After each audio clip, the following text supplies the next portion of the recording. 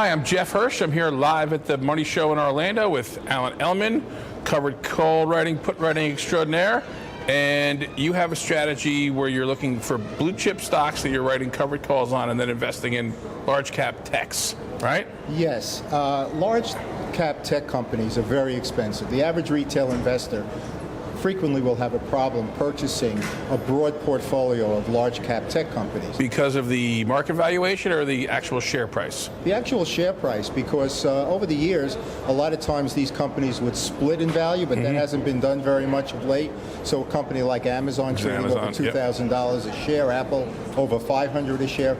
So what I've done is I've developed a strategy for those that want to utilize their blue chip stocks, Dow 30 stocks, let's say, write covered calls on those blue chip stocks, and then use the cash to purchase the exchange traded fund QQQ. But not all of the Dow 30. Which ones of the Dow 30 are you looking at?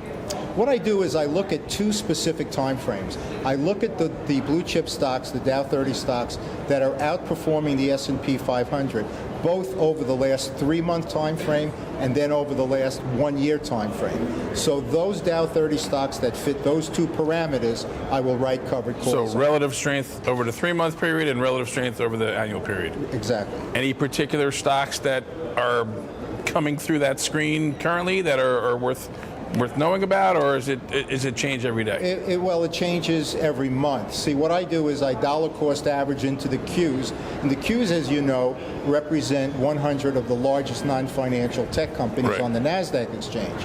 So what I do is I dollar cost average into the Qs, and depending on what eligible Dow 30 stocks that particular month, those are the ones that I write covered calls on. You want to throw us a bone and tell us a particular eligible Dow stock that's come up recently? Or a couple of them? Or let's see, I believe that Home Depot is on there right now.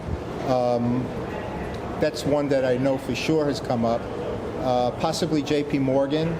I'd have to go check my list right now. But at thebluecollarinvestor.com. Yeah, www.thebluecollarinvestor.com. So you buy the stock, you write the covered call, take the premium, and put it into the Qs. What happens if the covered call, the call writing doesn't work out for you? Well, you have to know how to manage your positions. So if the price of the stock goes down, there are things we could do. Buy back the call option, write a lower call rolling down.